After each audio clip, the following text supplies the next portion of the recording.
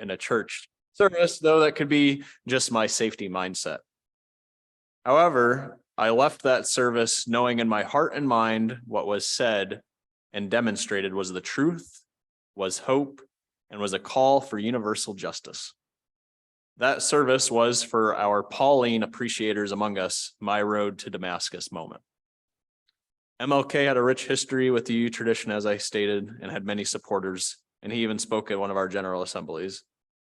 One quote used in the speech you hear today comes from one of our tradition's historical forebears, who MLK was really appreciative of, Theodore Parker, 19th century Unitarian minister. The arc of the universe is long and bends towards justice. We know this to be true and is a testament to our tradition's commitment to social justice advocacy even today. I welcome you all today as we honor the work of MLK and honor our commitment to continuing to change our world for the better. Let us begin. Good morning. I'm delighted to share with you Bayard Rustin, which you'll learn more about his activism and his work with MLK later on in the service.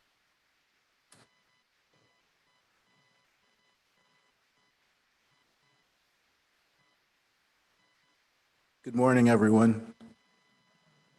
My name is Michael Hornsby, and I will be serving this morning as your service associate.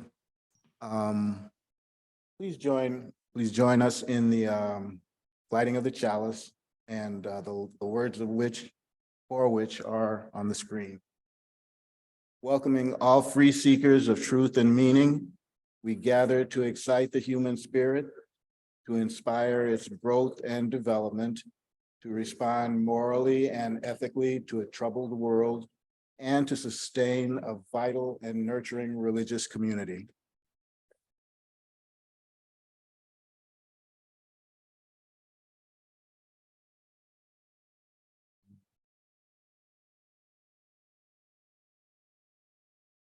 Our opening hymn today is "This Little Light of Mine." Little Light of Mine is 118 in the Gray Hymnal. Today,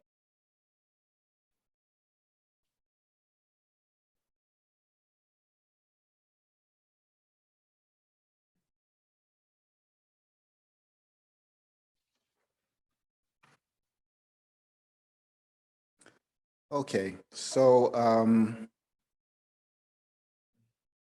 I'd like to begin by saying that this time of year, the 6 weeks or so between Dr. King's birthday and the end of Black History Month annoys me no end, okay? At the heart of my annoyance is being forced to hear over and over again Dr. King's life and work being reduced to a single phrase from a speech delivered in August 1963. I have a dream today. I have a dream today. I have a dream today. I have a dream today. All, focusing on Dr. King's legacy in such a way is historically inaccurate, as it ignores the fact that Dr. King's work was only one part of a much broader struggle and a much longer civil rights era. By the time Dr. King became involved, excuse me, it was already a grassroots movement supported by most of the Southern Black population. My parents were from the South. And I'd like to say that it was never just Dr. King's dream. It was my ancestors' dream, my daughter's dream, and it's my dream too. Now I'd like to read a poem by Carl Wendell Hines Jr. Excuse me.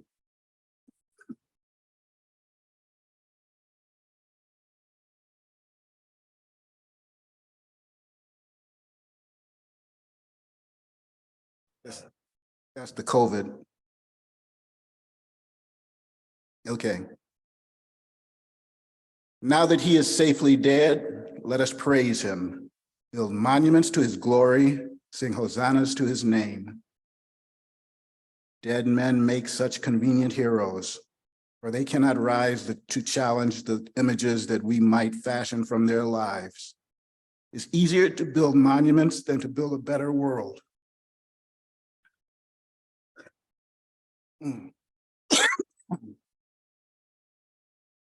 So now that he is safely dead, we, with eased consciences, will teach our children that he was a great man, knowing that the cause for which he lived is still a cause, and the dream for which he died is still a dream, a dead man's dream.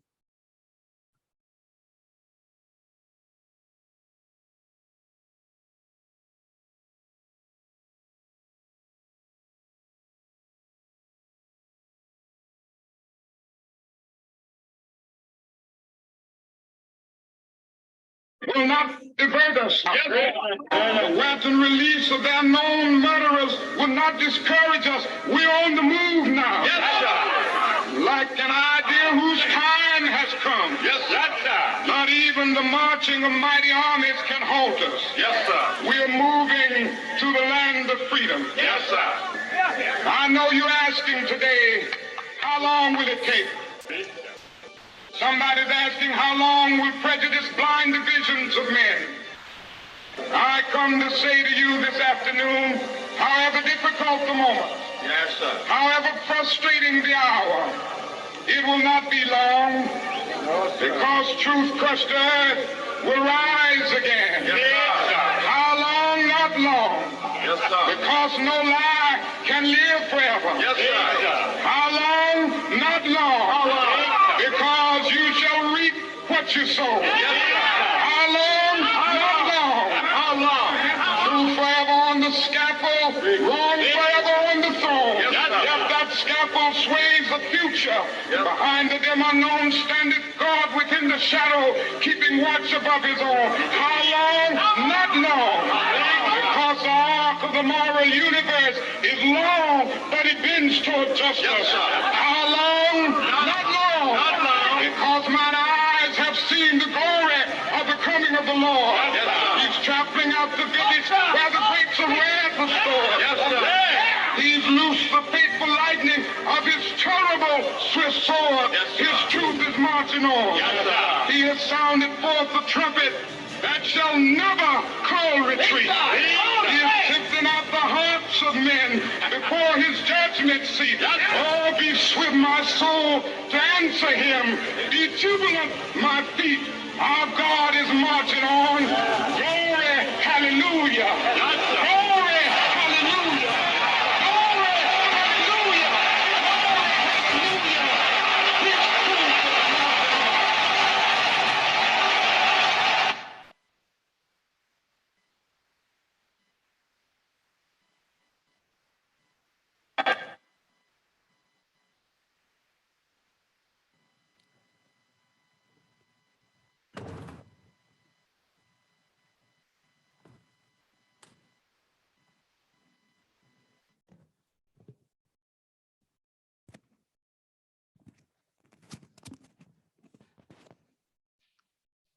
I can assure you today, you will not hear me yelling like Martin Luther King Jr., bless his heart. He's a very passionate speaker and a skill set that was his own. Before we begin and Kate pulls up a lovely introduction for us, I'd just like to take a moment to sit in a period of silence with what we just heard, and from thanking Michael so much for coming, giving your own personal perspective of what Martin Luther King Jr. meant for you, what he continues to mean for you, and really that soundbite that does get echoed so often. It's funny that you say that, because I was looking at the news this morning. That was the front page describing Martin Luther King Jr. Martin Luther King Jr., social justice advocator, did the "I have a dream" speech. Those are the only two words they used to describe him. But we know from studying him that there is so much more. On the screen here in just a moment, Kate will be pulling up a lovely Google Earth location. Perfect.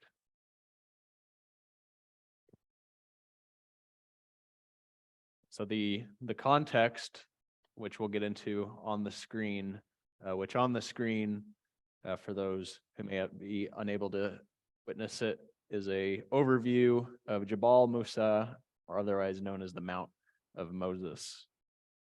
I know if Phil is listening online, he'll recognize this mountain.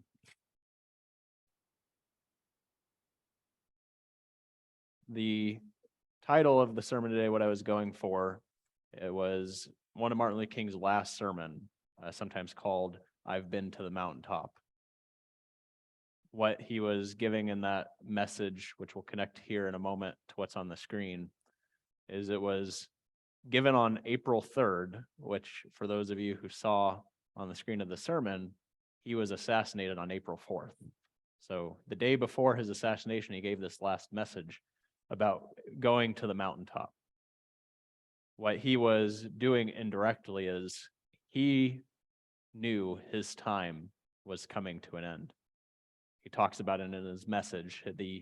He was always getting death threats from the work that he did of having the courage to speak up for the poor and the dispossessed and the members of our community who were unjustly biased and prejudiced against because of their race. Being a social justice advocate and a speaker during that time especially was very dangerous work. When I was doing the research for this, reading John Lewis's March novels, it was just astonishing to me how the reality is how many people died to get Martin Luther King Jr. to the point where he was able to do the March on Washington, able to give that "I have a dream" speech. And the reality is, when I say they died involves that we know they are physically dead and we have their remains, but for many of the social justice advocates, the remains were never found. They talked about in the March novel how 3 social justice advocates coming into Alabama to support an action were stopped by the police, and that was the last time anyone ever saw them alive, and their remains were found 10 years later, 3 states over, at the start of a dam they were beginning to build. This is the reality. This was the reality for many people participating in this moment. And for MLK, he often says numerous times in some of his speeches about his moment on Golgotha, the mountain of death. And that's what we have here. This isn't the mountain of death, this is the mountain of Moses. But when we're looking at this mountain, just kind of a brief overview for those who may not be familiar. This mountain here on the screen, it disappeared. Oh well.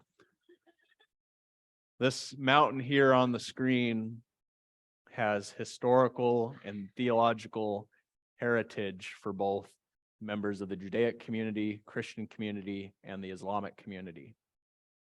This is where, at least allegedly, Moses, the prophetic voice in the Torah, the Pentateuch, received guidance, visions from the Lord, commandments. For many in the Christian tradition, we call them the 10 Commandments because he wrote them on stone tablets. For those who know the Torah and the Tanakh, there's more than 10 commandments. There's actually over 600, but I digress. The importance of this mountain, though, is this is where Moses really got formal guidance from God, G-D, the divine as he saw it, on what to do with these people that he just escaped with from the bounds of slavery, ripped the yoke off the neck, the chains that bound them. But now what? Now they're wandering around the desert, they're lost. And for the parents in the room who know what it's like to have children, Moses was essentially a father of these people. Yes, we have Abraham, the father of nations, but Moses was the one who was out here with the shepherd's crook wandering the desert, leading these people, leading them from the mountain around the desert. And for those of you who may be familiar with the Torah stories, the people of Israel at this moment in time were really difficult to work with for Moses. They were constantly infighting. They would ignore Moses's requests. They would do things like worshiping false gods, committing acts that would go against some of the teachings. And the punishment, at least the way it is written in the story, is they were forced to wander the desert for 40 years. Now picture yourself in Moses's shoes.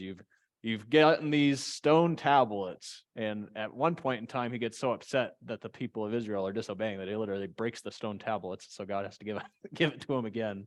But he is at a loss in many of these circumstances. And it's understandable after 40 years, you start to get irate of continuing to face the same predicament over and over again of you giving guidance to your children in this case and the children disobeying. And Moses was human just like any of us, and he has a moment of weakness. He has a moment where he regrets what he does something regretfully.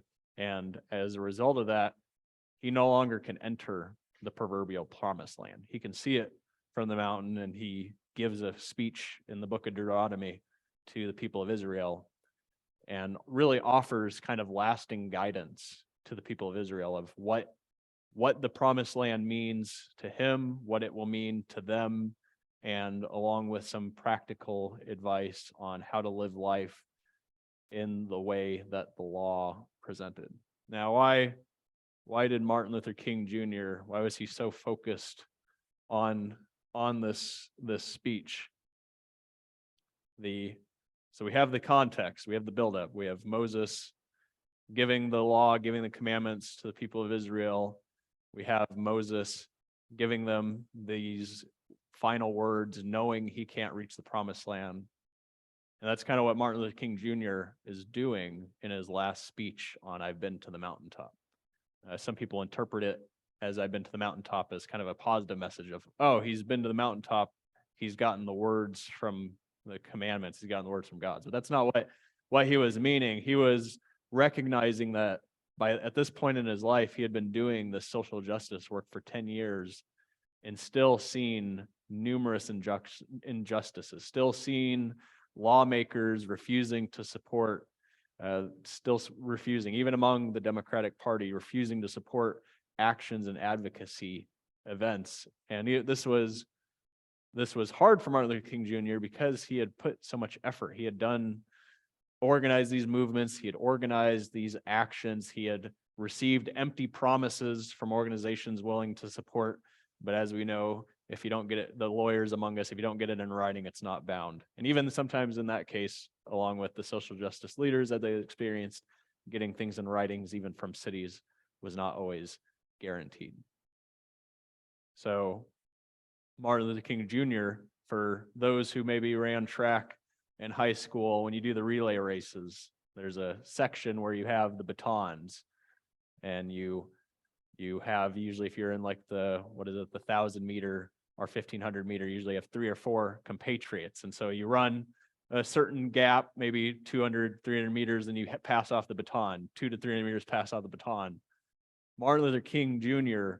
was in one step of that relay race. He was not the first step.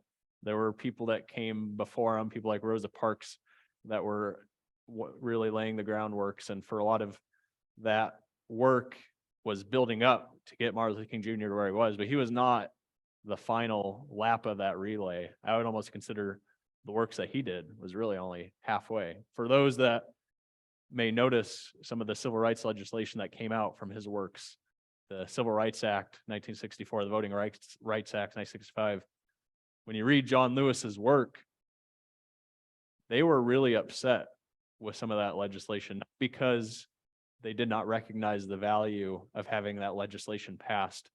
But the legislation that came out finally was about half of what those advocacy organizations asked for. It was a compromise, if you will, except the compromise is the group that were asking for it were getting a piecemeal, while the people voting those into power were doing it more as a political enhancement of their own careers. And yes, we recognize the value of those, but the issue that John Lewis gets into in his books, which we'll go in here in a moment, is that it wasn't the last straw. We talked a little bit about the end of this mountaintop speech is I can see the promised land. And that's what historically Moses gives to the people of Israel. The promised land, it's such a nice concept in writing that somewhere we can go where there is no suffering, where there is no toil, where people are treated equally with love, hope, and justice. For many in the Abrahamic traditions, we have the Garden of Eden, that perfect sanctuary, and our own Unitarian Universalist heritage, here in the United States, we had both of the respective theological traditions trying to create utopias that they didn't always work out. That was their goal, is to try to make this place, this sacred space. The issue with that promised land is it really does a disservice.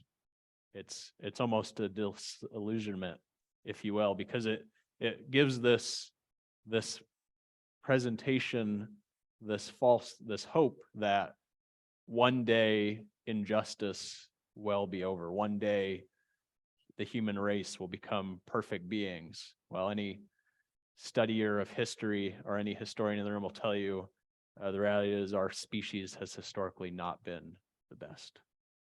We have, even when you read the Old Testament and the Tanakh stories, the way that the people of Israel made it to the promised land was not a clean bill of health, if you will. There was significant acts of violence, significant acts of war, significant acts of atrocities to reach that point.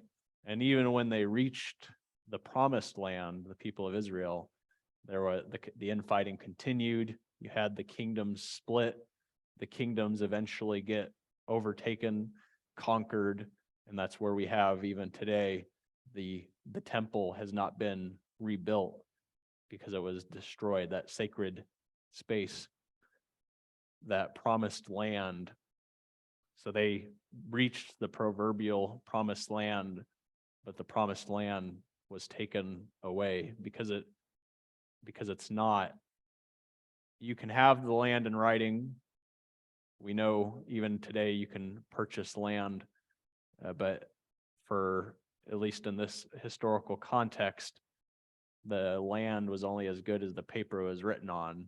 And when the oppressors came in to take the land and ripped up the piece of paper, the people of Israel were left with dirt. They were left with getting scattered across the nation, across the Roman provinces, to become disorganized, very intentionally by the Roman oppressors, because they didn't want a united people. They didn't want something to go against their government.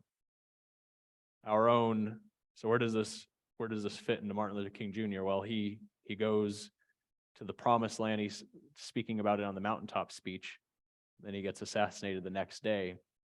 And here we are 40, 50 years after his death, and we're closer to that proverbial promised land, but we still have a long way to go. What do I mean when I'm talking about our own struggles with the promised land? Well, for half this room, who at least I presume identifies as a female gender, knows that a couple months ago, the rights that we've had for 50 years for safe, healthy treatment to abortion and Planned Parenthood has been revoked. So we had this in writing, we had this set in stone, and it was taken away. On the screen here in a moment, we'll pull up a picture. They teach us in seminary when we're giving messages to be contemporary. And the reality is, for a lot of the social justice work, the news seems to write itself. You pull up the first picture, please. For those of you who are blessed with a sight, you can see this is a real advertisement. I did not make this up in Photoshop. This is a advertisement that was posted out front of a bank in Alabama last week. And you'll notice it honors Martin Luther King Jr. Day, but it also recognizes someone that shouldn't be recognized in this context, Robert E. Lee. For many of you who may know the history, he was a Civil War general not for the Union. Let's put it that way. He fought to keep the slavery in place. He fought to keep the poor and dispossessed continually poor and dispossessed. We can move on to the next photo. This was we know hate is still relevant in our society today, and this just happened 2 days ago. Interesting timing. A student of Asian descent hopped on a bus. This person took it at that moment in time that because that person had the audacity to exist not in a white skin, that she was going to stab and try to attempt murder that person. And luckily the student survived, but we can't make this stuff up. Hate is still relevant in our society. The Civil Rights Act, the Voting Rights Act legislation doesn't stop BS like this from happening. Next slide. But there is, I've said it before, from the book of the Gospel of John, that the darkness can't overtake the light. We have the proverbial chalice flame.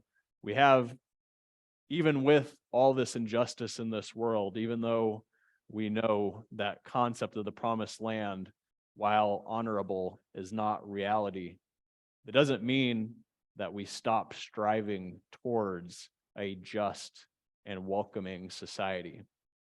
Many of you know, we've talked about a little bit about in this congregation and wider circles about some of the issues people in Palestine have about being oppressed, and you have issues like the South African government, who is familiar with the term apartheid, declaring this apartheid. And currently at the moment, as you can see on the screen, 80,000 people speaking out against the current Israel government, who is, from what I understand at the moment, is trying to change some judicial proceedings that would move away more from a democracy and more to a theocracy, so theologically ran government. And for even many in this room today, I saw on Monday, were at the Capitol advocating for medical aid in dying, the right to die as we please. I know many in this room next week will be at the Capitol for the Planned Parenthood March, and I know many in this room continues to support the struggle for equality, because it is a struggle, as we've demonstrated before. Even when the Jews, the people of Israel, reached the promised land, they had it for a little while and it got taken away. Just because something is in writing and something is set does not mean that we fully have it for now and forever. Our Universalist forebears had a nice little saying in some of their theological works, is that the struggle for liberty, every age will continue to face it. The struggle for liberty, every age will continue to face it. So when we hear the "I've been to the mountaintop," when we hear promised land, I'm not encouraging you to discourage that kind of thinking. I'm not discouraging you from thinking, having that terminology in your lexicon. I'm trying to show you the reality is things such as the compromises. Gandhi always had a nice little snippet on compromises. You should never compromise on your fundamentals. Well, a lot of these legislations are listed as compromises, but really they are just done by the people in power to give lip service of appeasement to the masses. But we as Unitarian Universalists, the way our theology is going, the way our values are going, is we're not so much concerned what you believe, what your statement of faith is. We want to encourage that. We have programs such as Wellspring, but we're wanting to go towards what do we value. And at this point in time, Unitarian Universalism values hope, love, and the continual struggle for equality. And by being here, by supporting, you continue to support that work and its longevity. I'll leave with a quote given by Martin Luther King for his Nobel Peace Prize acceptance speech. "I believe that unarmed truth and unconditional love will have the final word in reality. This is why right, temporarily defeated, is stronger than evil triumphant." May it be so.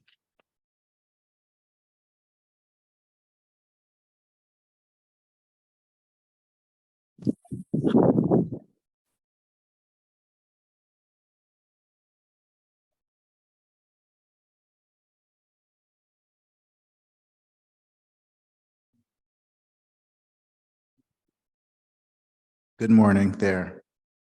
I'm Michael Hornsby. Once again, I'm the service associate today. Before I introduce the offering, I would like to note that with the exception of the OWL for grades 8 and 9, Sunday morning programming for children and youth ends at 11:15. If you have children in pre-K through 5th grade, please pick them up from their classrooms at that time. Older kids will be released on their own at 11:15 to reconnect with their grown-ups. please feel free to leave the service when it's time for you to pick up your children. Now, today's collection plate will be donated to Albany's Underground Railroad Education Center.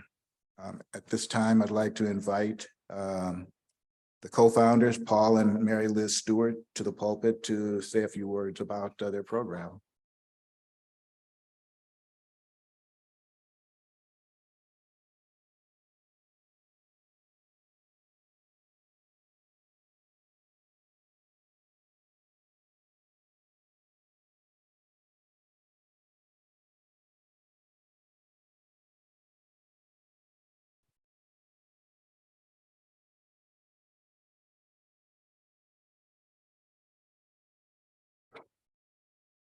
Good morning.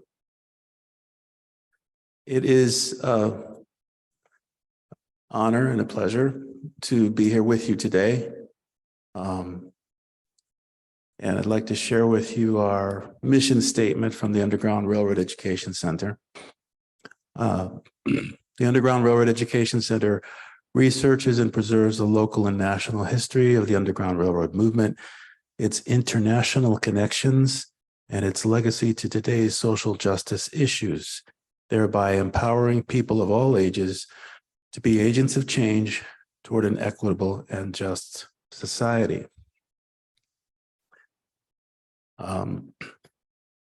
We thought yesterday about like, well, what are we going to say? And it's always certainly a challenge, but our story in terms of working with the stories of the Underground Railroad goes back about 22 years.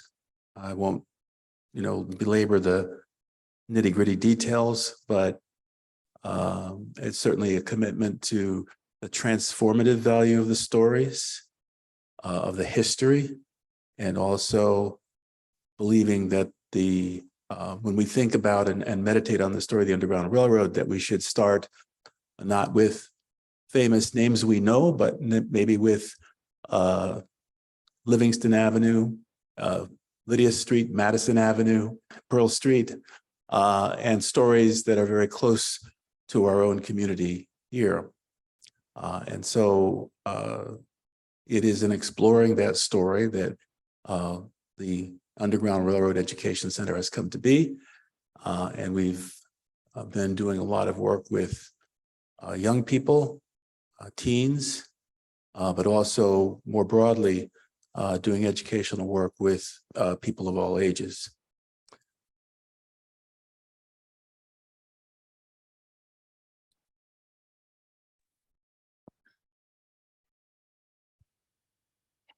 As Paul has briefly referenced, and as was referenced by others earlier in today's service, ours has been a goal of reclaiming the voices of social justice, civil rights, human rights activists, whose voices have been unrecorded, whose voices and actions have been diminished by the way in which our history has traditionally been recorded. And in bringing those voices forward for us, as you're well aware, our focus has been the period that we routinely identify as the Underground Railroad, which, as we have come to believe, was a movement of civil rights, of human rights, and a movement of both freedom seekers, abolitionists, and those enslaved who stood up to the powers that be, or that were, and that continue today. And they used what tools they had available to them to oppose and make claim to what they believed was rightfully being denied, was being denied, but was rightfully belonged to every person in this country. And so as we continue to bring forward the voices of these predecessors on whose shoulders we stand today, we look to them as examples of strength and courage. We look to them and share their stories as a way to empower all of us to continue this freedom struggle, this work for justice. And Paul and I stand here today because of all of the contributions of community members far and wide in so many ways that have allowed Underground Railroad Education Center not only to take form, but to continue. And so we greatly appreciate the opportunity today to be here with you, to invite you to walk with us in whatever ways you can, to continue to work for justice in a world that badly needs our time and energy and effort. Thank you.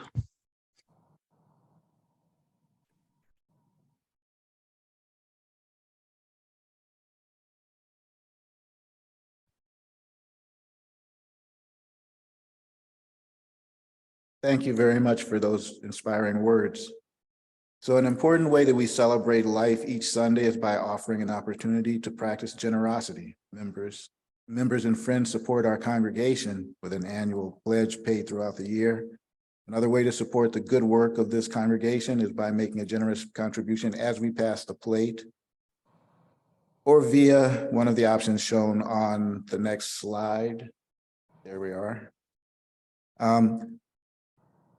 Bear in mind that we're giving away the plate today to the Underground Railroad Education Center.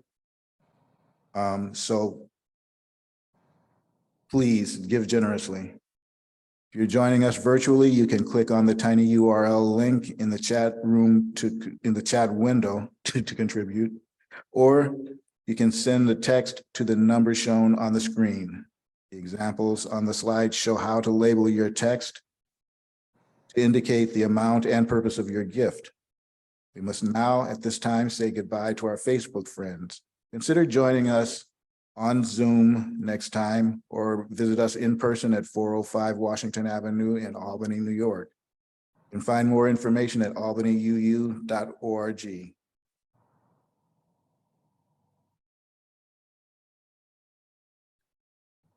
This morning for our offertory, it's going to be a little bit of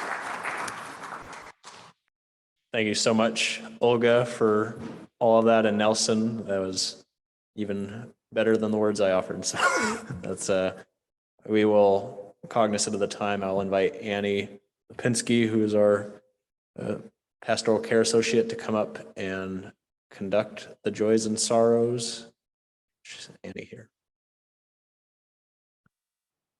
Cognizant of the time, if you can, if you do it there, I'll give a brief explanation. So this is a part of our service where if you have any significant joys in your life, sorrows, challenges, whatever that means for you, this is a moment within our tradition where you can come down the aisle and drop a stone into the bowl. There's different interpretations of what the stone means. I always interpret it as releasing that weight to the universe, releasing that burden on your heart, or releasing that joy into the bowl. So I ask if you're willing and able to come down the row and offer a symbolic joy and sorrow. And if you have a significant joy and sorrow, you may share it with Annie on the microphone.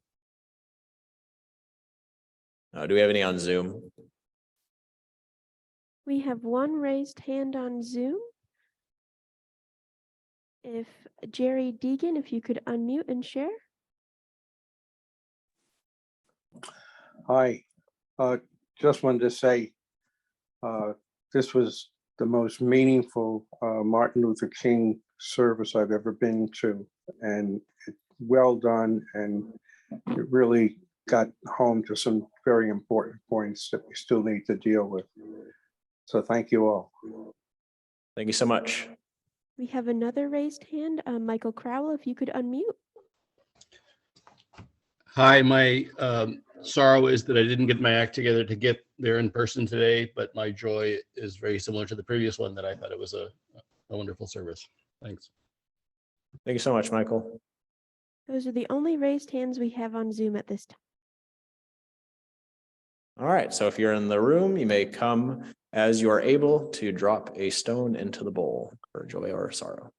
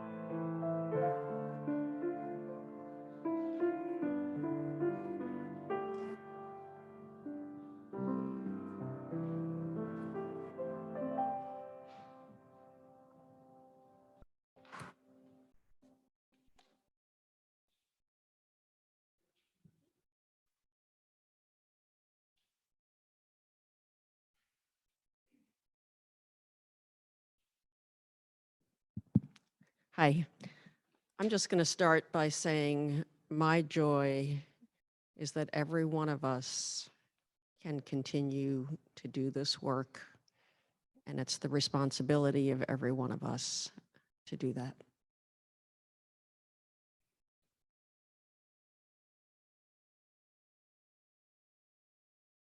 Hi, my name's Kathy Harris. My concern is for those people out in California who are just feeling the devastation and the effects of climate change. I was there just before all this started, and where we were down down south of San Francisco, and we were on that beach where the dock and the wrecked ship were totally destroyed. And so fortunately, we didn't have to go through all that while we were there, but it's a big concern. Thank you.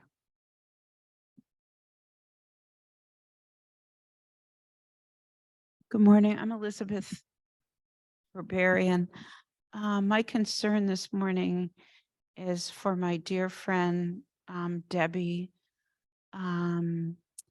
She has non-Hodgkin's lymphoma, and she's on her 3rd round, and she'll be going to Dana-Farber for her treatment from this point forward, for a treatment that is not available in Albany. And they've already taken the T cells out of her body, and they will be bioengineered, and then she'll be given chemo this week. And then next week, the bioengineered T cells will be put back in her body.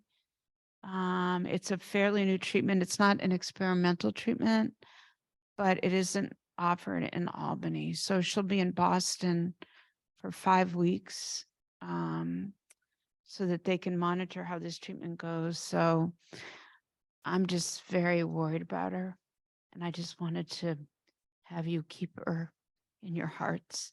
Thank you.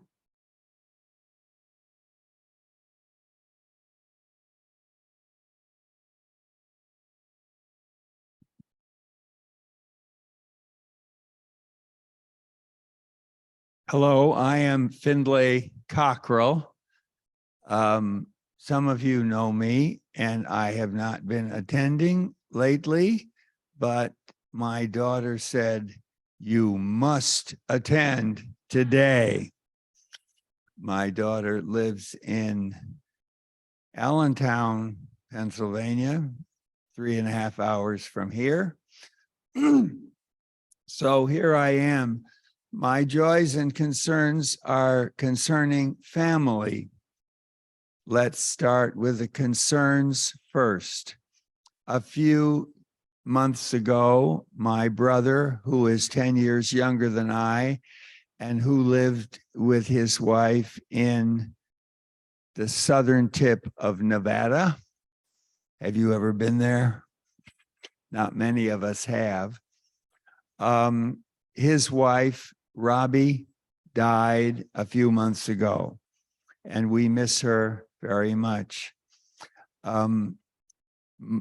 Closer to my age, my daughter's father-in-law, who was 89 and a half, died yesterday. And so we are sorry that my daughter's husband, Bill, has lost his father. And now let me go to the joys in my family. In California, my great-grandson was born 2 years and 2 months ago, and I will have another great-grandson who will be born at the end of March. Thank you.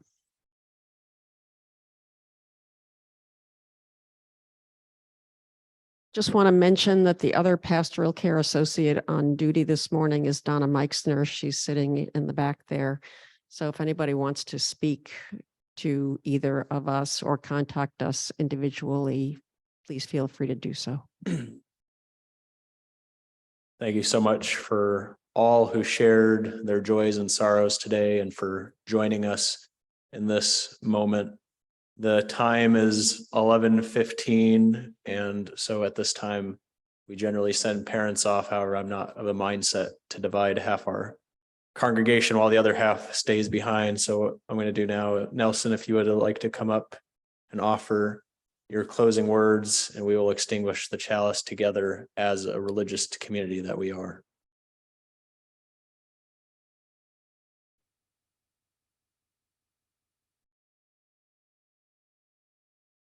Got the words?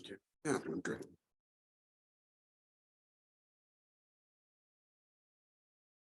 Well, Bayard Rustin is such a hero of mine that my youngest child almost ended up with Bayard as a middle name.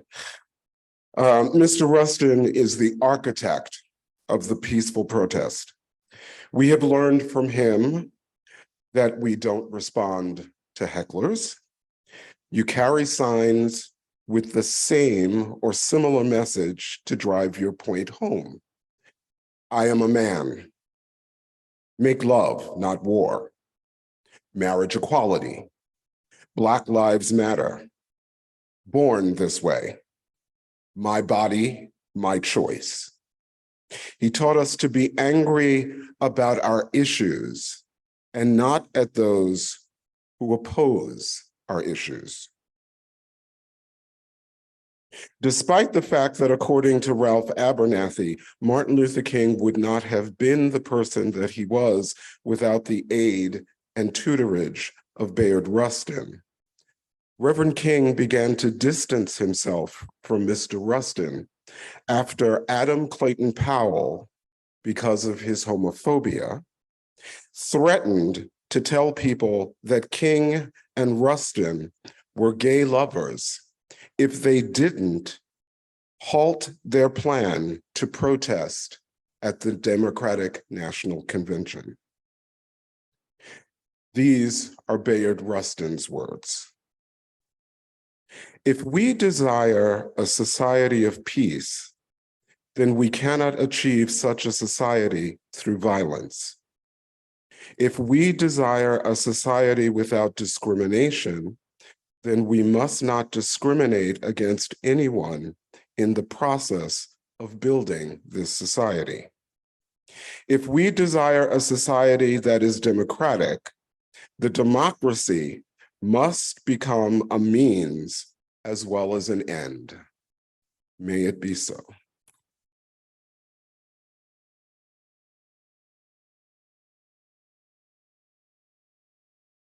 Our closing song today is Lift Every Voice and Sing. And I ask that you rise as you are able.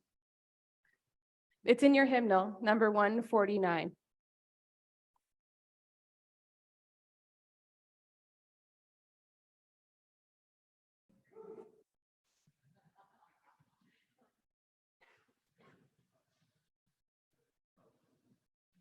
Please join me in the words for extinguishing the chalice there on the screen. We extinguish this flame, but not the light of truth, the warmth of or the fire of commitment. These we carry in our hearts until we are together again. Thank you very much for being here. This was an amazing service. Thank you, Jacob, Olga, Nelson.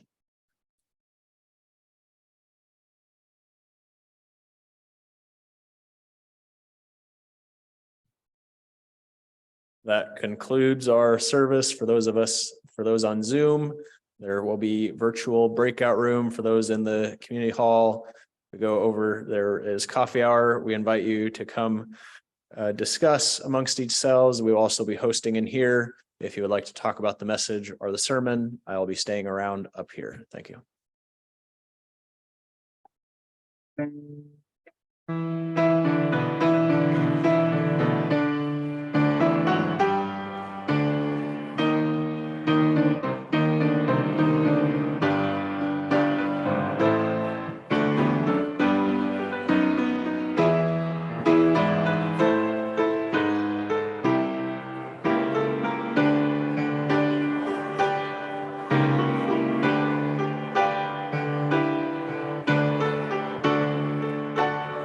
so much, Nelson, for everything. Like I said, I saw the words, but you put the spirit into the words. You did more for exegesis than anything I could do. Anne Marie wants to get a picture of us. Yeah, she wants to take a picture. Perfect. Although it looks like we coordinate.